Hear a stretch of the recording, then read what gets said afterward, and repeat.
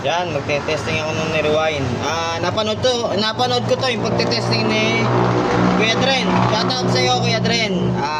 Tetestingin ko lang yung nakita ko sa iyo. Kasi ako, totoo, wala akong originality na mga pagte-testing pag ano. Lahat ng ginagawa ko, natutunan ko sa iba. Hindi ko niyayabang yun. Okay, tinetesting ko dun. Pagka okay, hindi salamat. Ganun lang ngayon.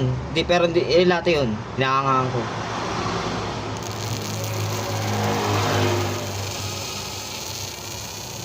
Goods naman. Goods. Shoutout sa'yo, Kuya Dren. May natutunan ako sa'yo.